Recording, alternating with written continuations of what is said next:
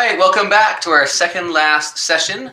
We're saving the best for last here, though, guys. We've got Andy Bell here from Ace Handyman that will be talking about and leading a discussion around how to work with vendors and vendor best practices. Having been a founder of a home service brand and having made vendor relationships critical to our success, I thought this was a really important topic. So we brought some experts on that can help us speak to that.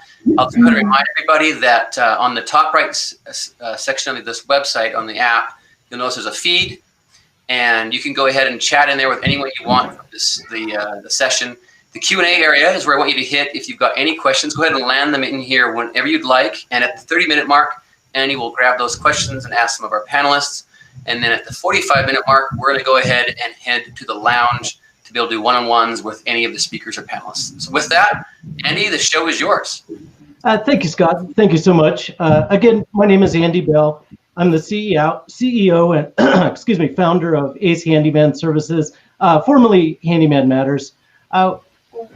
It's an absolute honor to moderate this panel today on best vendor practices. We have a fantastic panel of both franchisors and business partners. So to provide the highest value, I thought I would introduce them real quickly, and we'll get right to work. First, I wanted to just introduce Allison. Allison Zork is the Director of Business Development for Gaiden Financial. Welcome, Allison. Thank you. Great to have you. Tom Hodgson is the CEO and founder of Color World Housepainting. Tom, welcome. Thanks for having me. Yeah, it's great to have you. Heather Conley is the Vice President of Customer Service for Clarity Voice. Heather, thank you so much for being here today. Great, thank you for having me. And Chad Jones, the CEO and founder of 5-Star Bath Solutions and 5-Star Franchising. Chad, thank you so much for being here. Good to be here. Yeah, thank you all for taking your time. It's so valuable to have such a powerful panel available and learn from. It's always been the heart of franchising that we pass information on. So you guys are living that moment, and I appreciate it.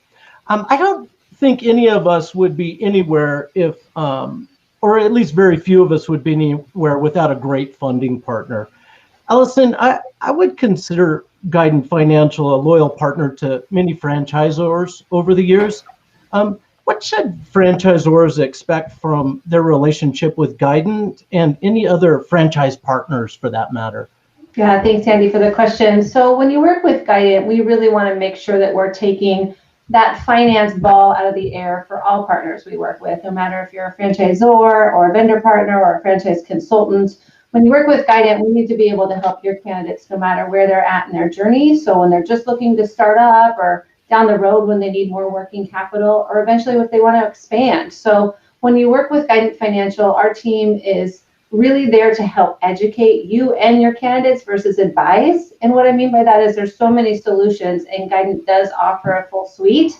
So being able to tell those candidates exactly what they qualify for and then let them make the decision that's best for them, knowing what their debt will look like when they open their doors to operate, while still giving our partners the visibility throughout the process from cradle to grave. I really like how you use the words educate and guide.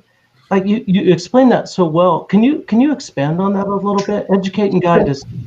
Sure, definitely. So our method is really when we're working with a candidate and understanding what their profile is. Just because they have retirement funds that are accessible and easy to roll, it might not be in their best interest, even though it's fast and easy. We want to be able to recognize that if they qualify for SBA as well, or a portfolio loan, or even a home equity line of credit, which Guidant's not a lender, but if we recognize that a candidate has equity in their home and it's a good option for them to explore, we're going to let them know that. We want to make sure they're open and operating 10 years down the road, and not just to get them up and running quick and fast. The relationship you have with the franchisors is much greater than many relationships for which they have. You know the franchisors. You help us with assigning people directly to us. Can you share some more of that, because that's the love that we feel from our funding source. For sure, yeah, definitely. And as you mentioned, franchisors are our strongest network. Guidant will do about 2,200 transactions a year, and franchisors are a huge part of that. they're super loyal. They trust that if you're going to get their candidate funding, then that's all you need. It always comes down to relationships. So we want to make sure when we're working with our franchisor partners, they know exactly who on my team they're working with. We dedicate a single point of contact to every franchisor that we work with. So no matter if your candidate's looking at one or multiple solutions, you always have that go-to, and then they're updating you out throughout the process as well. That is so great to hear. So to work with you, a lot of early stage or emerging franchisors, what are the costs and contracts that are required to work with Guidant as a partner? Zero. So we don't want to charge anybody anything to work with us. We really want to be that arm to your guys' growth. You have enough balls in the air that you don't need to worry about financing as one of them. So there's no contracts in place. Actually, we pay a referral fee if somebody engages in the rollover. So we're actually paying you to send us candidates, which is great. But our main goal is to get them that capital they need so you can grow your brand in a great way. Is it fair to say the relationships last for years? If somebody's emerging, they'll be working with you in a decade, 20 years, like we are? Very much so. Yeah, very much so. Some of my early stage franchisor partners that I started working with 10 years ago are some of my best friends now. So definitely when we create those relationships, we're not just creating them to do one-offs. We're creating them to see them, their 200th location, their 500th location. And so we want that for all of the brands we work with, whether you're emerging or established, to know that we're your partner from start to finish. Thank you so much, Allison. I think we're getting a good flavor for your organization and how you treat the franchisors as partners. I think that's fabulous. Tom, you were with 5 Star Painting when they were really small, less than 10 units. They were almost a micro emerging organization at that point. And you were on the ground when the rebate was set up with Sherwin-Williams. How did you get Sherwin-Williams to pay attention to you, believe in you, take the negotiations seriously when you were such a small and emerging brand? Yeah, it was, it comes from experience. I mean, I started Color World 24 years ago.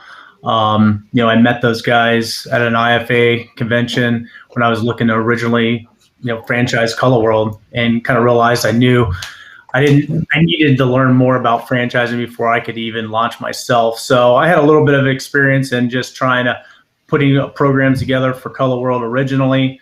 Scott had asked me, some of the different things that I had done in the past, and Chad and myself and Scott, we had some conversations about it. And I think at that point in time, they were really mainly more of even an interior painting company using like an ICI product. And I was really familiar with Sherwin-Williams and had a pretty key partnership with them. And so with negotiating my own rebate program at a time when we were just a corporate owned unit, we weren't obviously franchising then as well. I figured that I probably could bring that to some of the people that I knew and really help them. And my philosophy has always been is, when you're trying to grow, there's a couple of different things you can do. Obviously, you can pay for it all yourself. You can find investors, or you can find a key partner that you can align yourself with that will help you in your growth.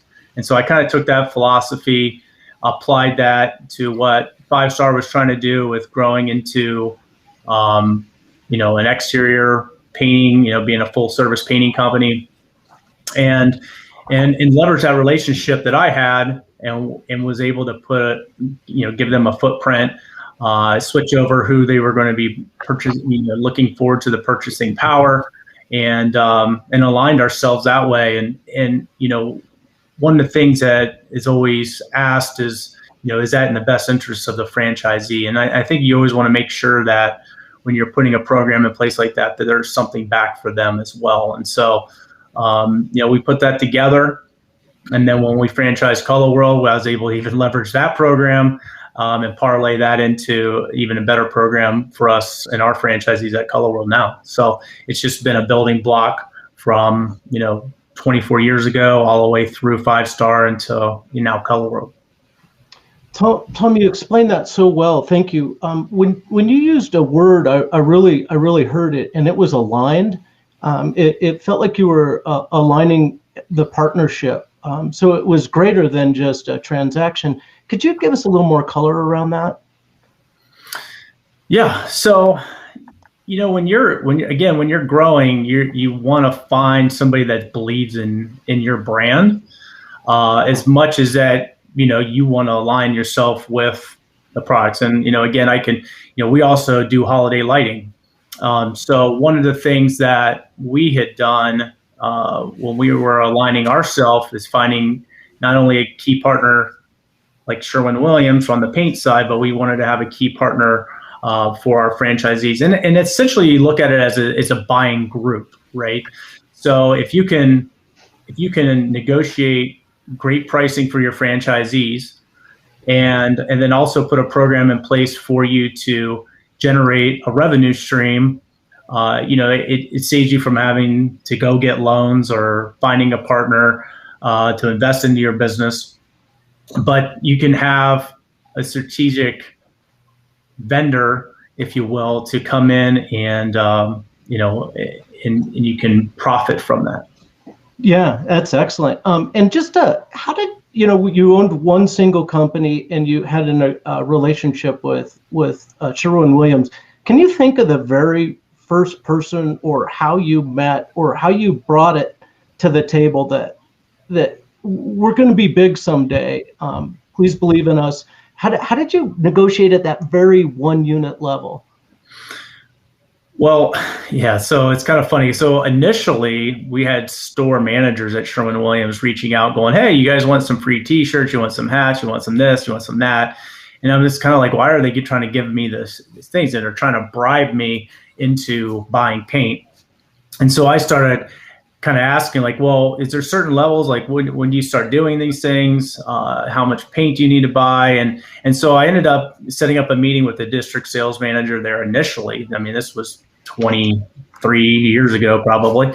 And so, you can start there. Now, more from a franchise side on a national program, you want to obviously, depending on if that's, a Sherwin-Williams or an advertising partner, you want to make sure you're talking to somebody in a national program. So, you find who that key person is and you sit down and you start talking about yourself, your business, where your business is going. And, and typically if they see that there's value there for them as much as there's value for you, then you start having that dialogue and that conversation to put a plan together and a program in place. Did you sell they were investing in you at that time and your vision, beliefs, and dreams? Absolutely. I mean, that's what it's going to come down to, right? It's if they believe in you and they believe that you're going to go. I mean, we get the pat on the backs all the time from growing from 15 franchises ourselves to 87 territories in basically a year and a half. So, they saw that growth in Color World. And now in a lot of cases, we have people knocking on our doors now wanting us to become partners with them and telling us about all the different programs in place. And we need to make a decision. Are those partners that we want to align ourselves with also and form a partnership where they can support us like at our annual conference or, what's in it for the franchisee as well is not as much in it as you have to look at on both sides. It's got to be, if it's in the best interest of the franchisee, then it's probably going to end up being the best interest in the franchisor. And if those all three align in place, then you can put a program in place.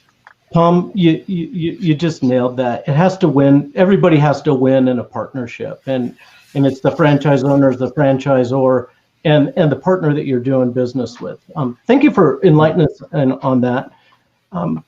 One of the things that service-based businesses have is a vulnerability to franchisees leaving and then staying in the same industry.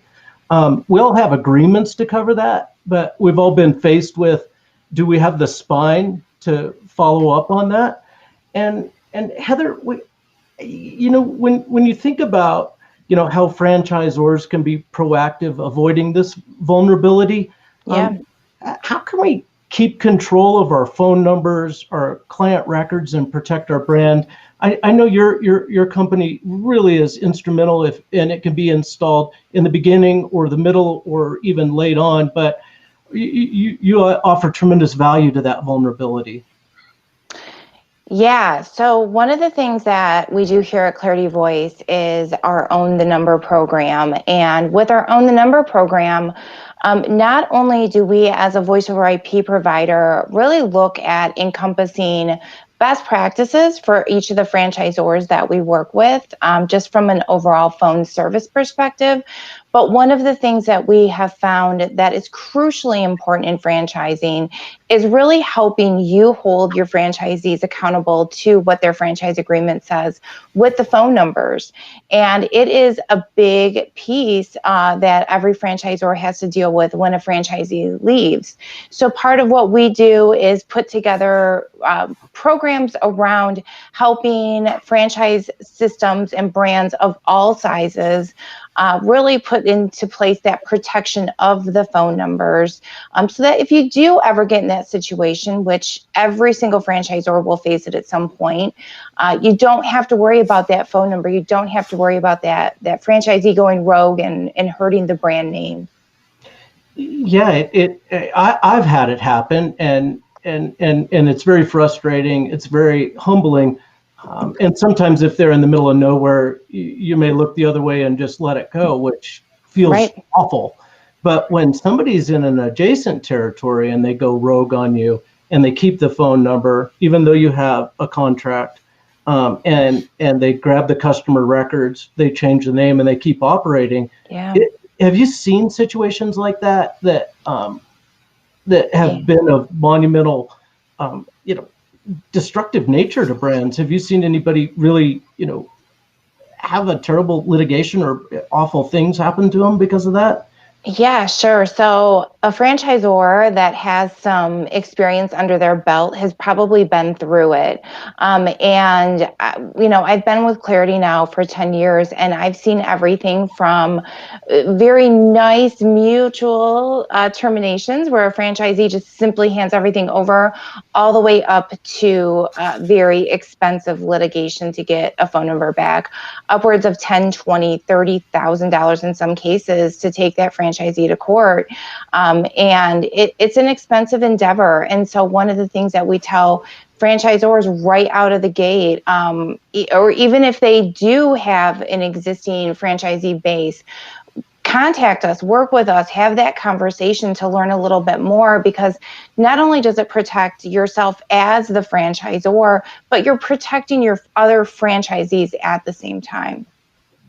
I really enjoyed how you talked about protecting the other franchise owners, because that's what the agreement does.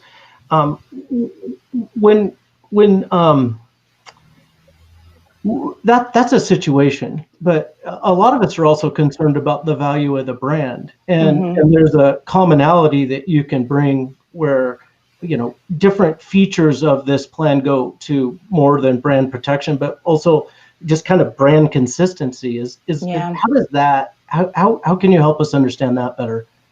Yeah, so part of what we offer in general, as we're working with any brand, and right now we work with over 100 franchise brands in a lot of different verticals, with home services being our biggest. One of the things that we do is we actually really want to work with the corporate team to understand, ultimately, there's a goal of having the Own the Number and brand protection in place, but it goes much bigger than that when you start thinking about a phone system. I always tell people, it's kind of like when you walk into McDonald's, you expect that burger to taste the same no matter which McDonald's you go to. Your franchisees should all have that same experience when somebody dials their phone number. So from that perspective, we will help to build out music and messaging on hold, required brand features in terms of voicemail boxes. If they're going to have some type of auto attendant set up, making sure that it's professionally recorded and it's the same at every location.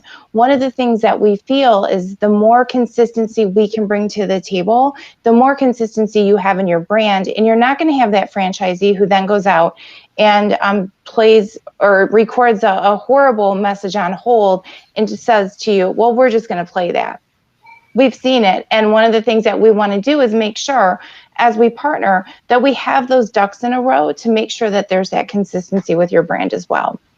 Fantastic. That That is so proactive, and we really value that. I wish you were around 23 years ago so we can start with you.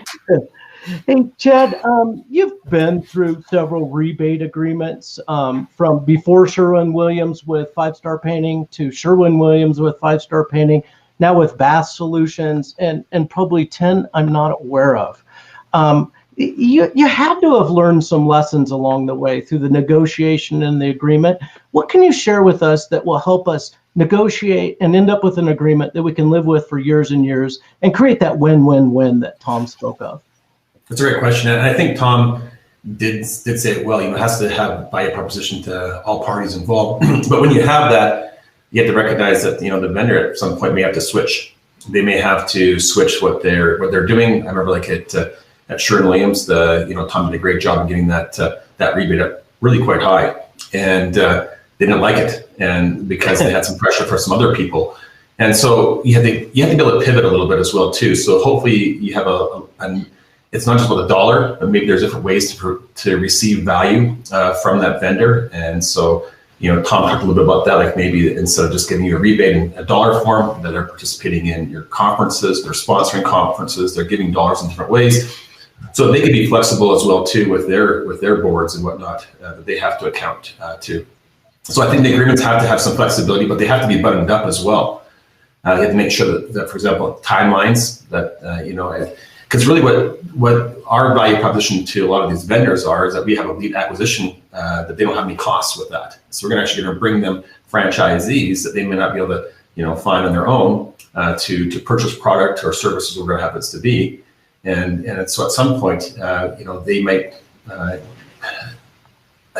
just not want to honor it either, or they may just have to change it in some point. So the agreements are really important that way. And also, if you're ever thinking about a sale or transaction at the end, does that agreement go with that sale and exit? So you have to look at that really close, and I think it should be massaged, and I think it should be a good vendor, a good partner in this. We'll probably look at this every year and make sure that it's working for both groups in there.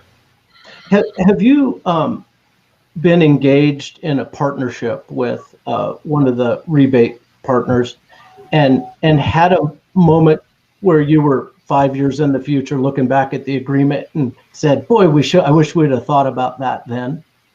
Yeah. I wish that one of the things with it is making sure that timelines are made aware, and that if, for example, because they're not necessarily looking, I don't think always at the referral agreement or rebate agreement, that if it goes past time, then there's actually an automatic renewal at that point for a year out. So you can always make sure that there's no time lapse and you're not out of agreement, that it continues. I wish we would have had that a few times. And just making sure that there's an opportunity for growth and to renegotiate in those as well too.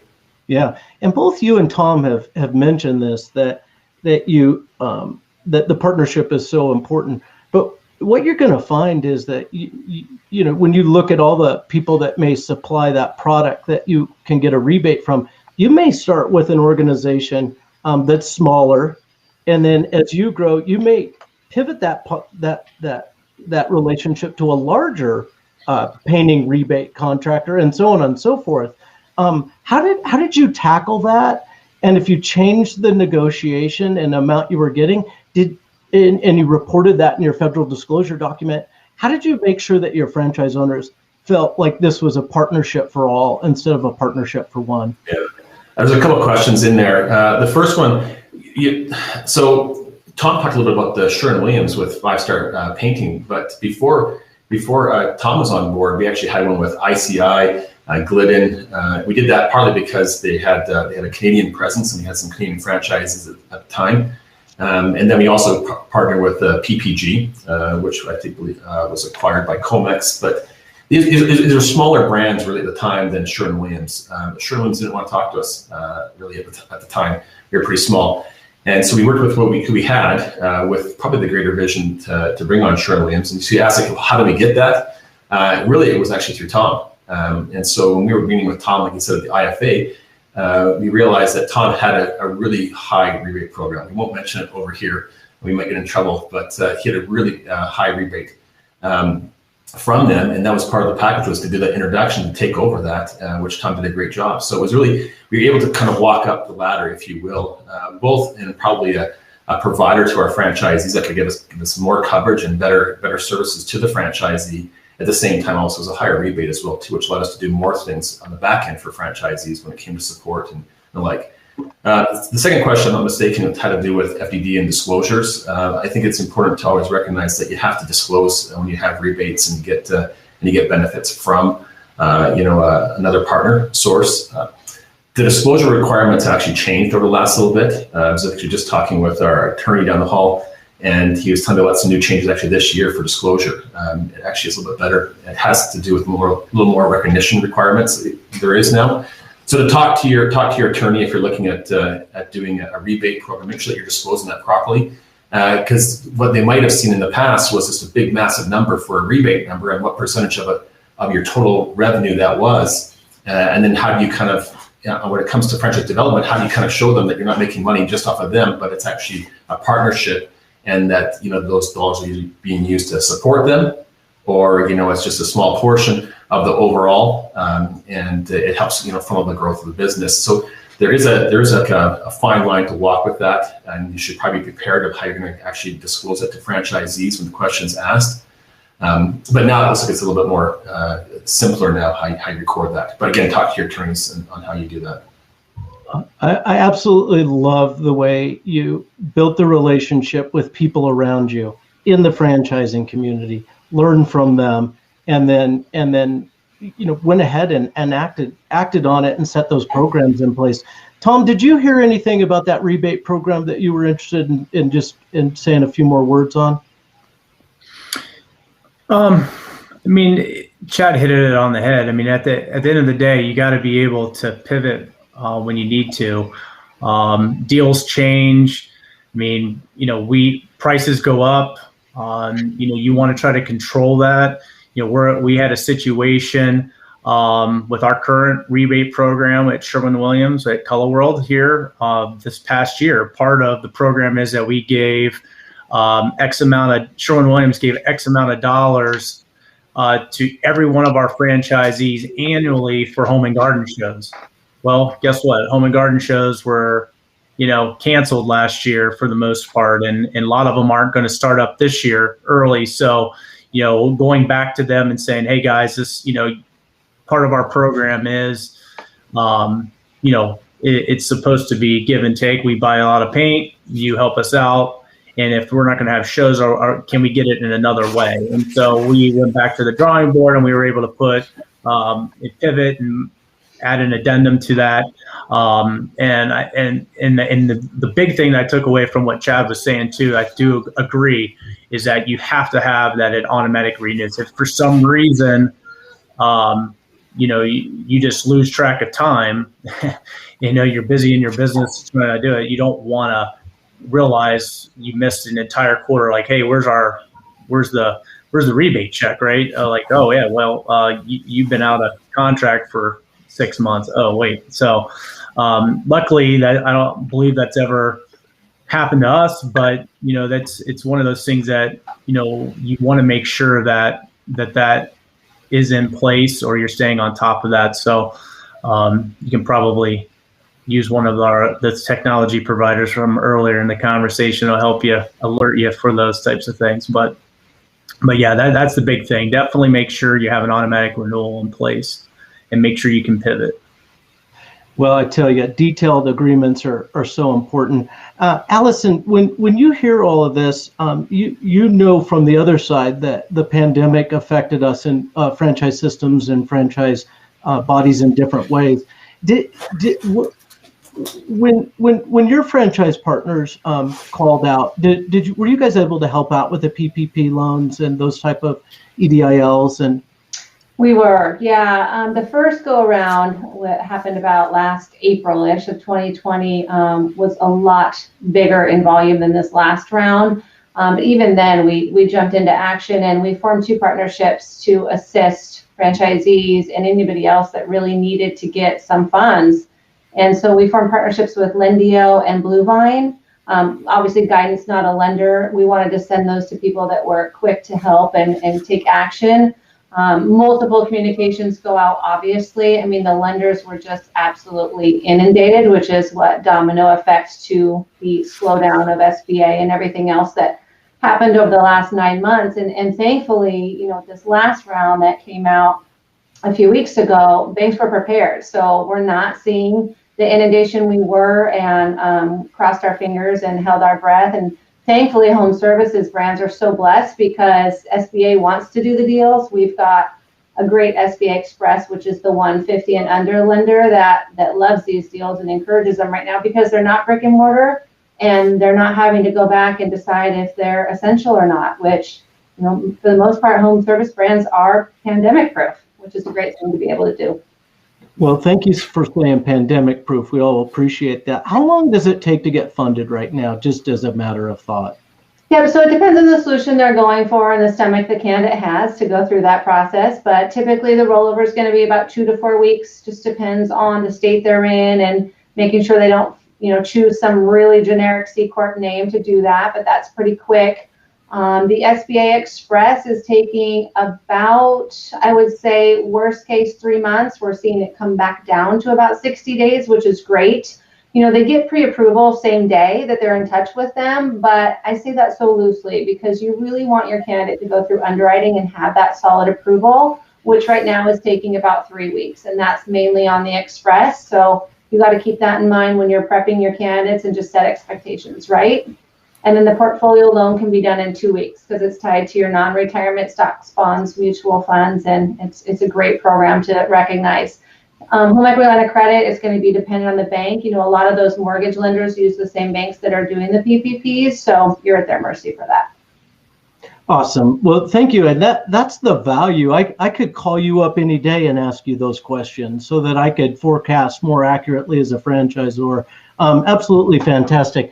We're at the question phase of things, so please feel free if you guys want to crosstalk or anything. But I do have one question from Ben Fox. Tom and Chad, when you're evaluating the options for selecting a partner for a service, what are the variables you consider in that selection process? You guys can each swing away from that. Yeah. I can go for that. So, it's different. Obviously, in every single industry is so different, but then also how you're running your business. We have vendors on the call today that, for example, we use Gaiden, but we don't ask for a vendor rebate from Guidant. And so you don't ask everybody for a rebate, but there should be some, I think it should be very, very aligned. So in Bath Solutions, we do like flat wall in our bathrooms. And so we have like a flat wall supplier that we have. We've also found that that we've partnered with a rebate because we're so aligned. We have a way to get out and get them customers that they'll never reach.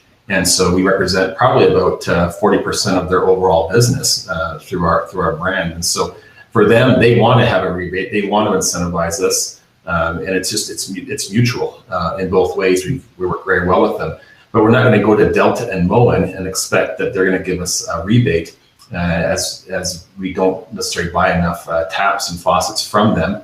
And we buy other ones. And so you have to just look at, I think, your vendors and really look at, which ones do you really have a value proposition with that really make it worthwhile for both parties. Yeah, I think it's really about pledging that loyalty, right? I mean, we talked about that. So, you can have a bunch of, you could have the PPGs and the ICIs and everybody, you can have them all the rebates if you want, but at the end of the day, what you're trying to do is pledge your loyalty to a brand, and then in turn, they're going to take care of you. And there's so many different ways that they can support you. And, since we're talking painting, and keep using that one as an example, but we have other partners as well. It could be marketing, it could be a lot of other different things, but you got to be in line is the biggest thing. And what works well for us is just making sure that that everybody is on the same page.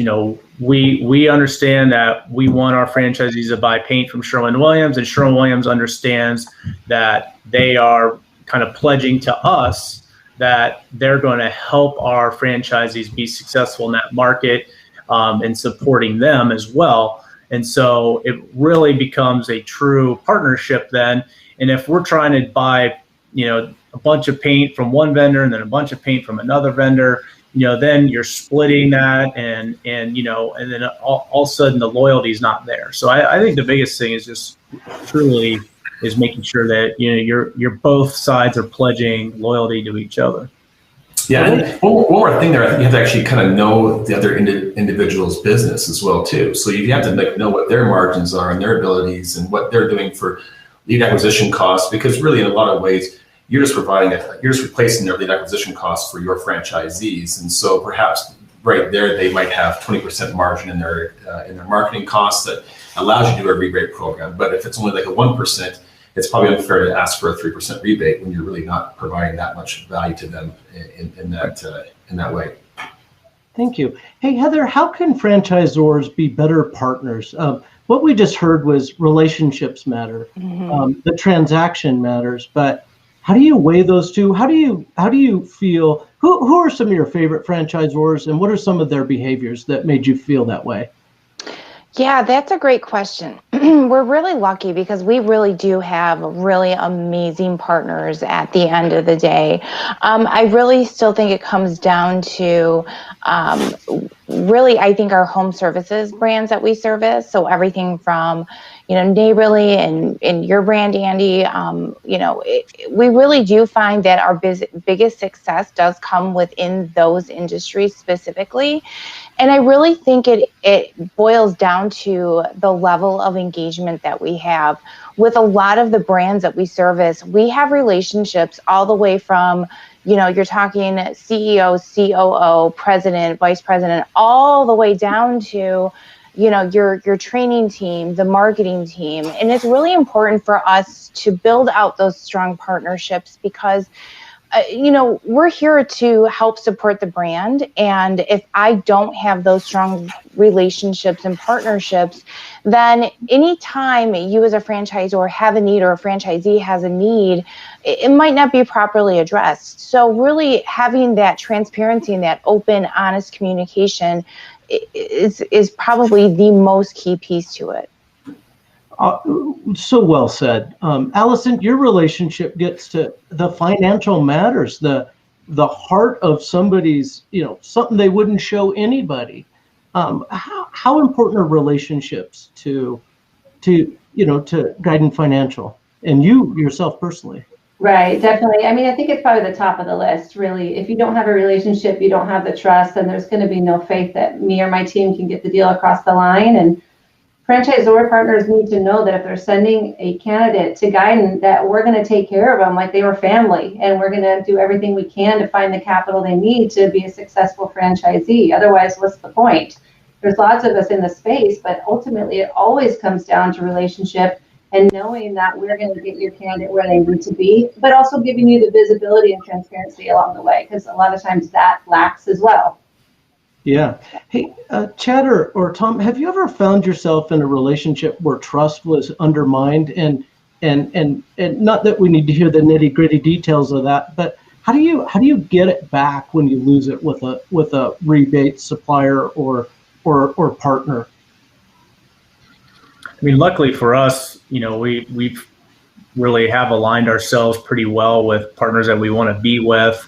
But there's probably, I would say the only time there has ever really been truly an issue is maybe more on a like a marketing vendor, where we were more of a corporate owned unit versus feeding into franchise, and then there's relationships there. And then when we needed to move to more of a national program than more of a regional program, there were some feelings hurt on a more of a local level. And so, sometimes those are tough conversations you have to have, but, you have to look in the best interest of the brand, best interest of the franchisees. And then unfortunately, you just got to move past that and hopefully form a new deal that works for everybody. Yes. You know, we've never had a problem with a vendor before, but we've had some problems with franchisees, maybe having some problems with some rebate that's happening, wondering, you know, if they're getting an ROI out of that rebate. So like Tom said, like he was managing those expectations and relationships, but on the franchisee level, because they'll understand what's going on. Perhaps, like, you know, it's happened before where a franchisee found out when they went to Sherwin-Williams, where the Sherwin-Williams store said, well, I can't give you a better deal on your price because your corporate takes such a big rebate. That becomes a little bit sticky, as you can imagine. And so how you manage those relationships, I think, is where you can maybe have some awkward conversations. And we should be prepared as a franchisor to know, like, how am I giving ROI back to the franchisee? Because ultimately that rebate is probably being paid for in some ways by the franchisee's success. Hey, Chad, you were in development a very long time. Is it easier to have that conversation with a new candidate that reads the agreement and sees the rebate, or when the rebate's changed and a new owner or an existing or a legacy owner finds out about it? Which one would you prefer? Which conversation would you prefer out of those two? I'm laughing because those conversations are real, right? Yeah. But obviously beforehand, like, if you can set a level of expectation from the franchisee that, you know, we do get rebates and we use them in these ways, right? Hopefully they'll remember that conversation in 2 or 3 years later when you know, they're $1 million franchisee and they're wondering, you know, why aren't they getting a better price on this or that? And so then it's also working, you know, with with like our vendors right now. Yes, we get a rebate. Yes, they have best pricing, but there's also an opportunity. We've worked hard with our vendors to make sure that, you know, large producing franchisees can also have, you know, special bulk order pricing and the like to like actually reduce that.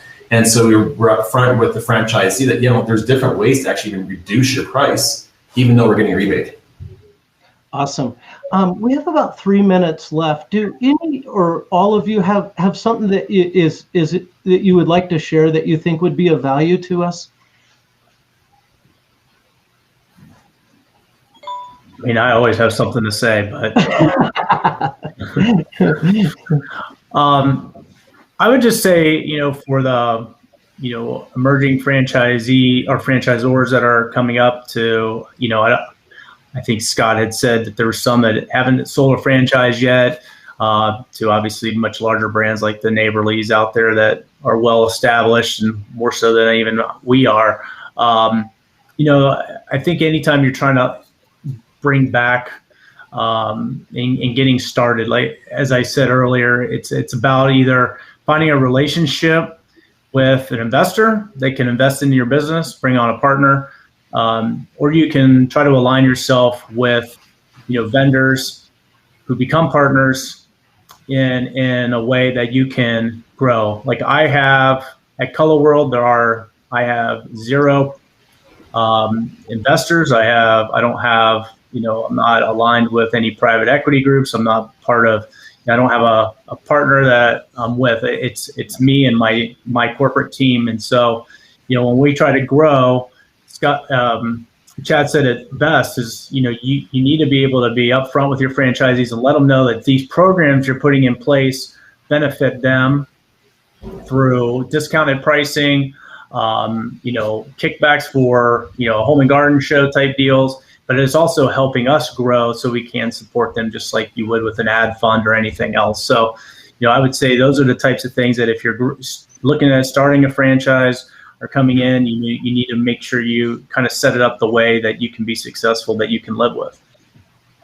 Tom, I'll add to that real quick. I mean, the luxury is that there's so many people that have walked in these footsteps before. So, I mean, the great thing about panels like this and events like this, and, you know, thanks to Scott and Ben and everybody that put this together, is that there's people that you can reach out to that are happy to give you free advice and help you. They want you to be successful. We don't want to see failing franchises. So that's the beauty of this industry. It's a very small industry, which it doesn't seem like it is, but there's a lot of talent and expertise in here that people can help.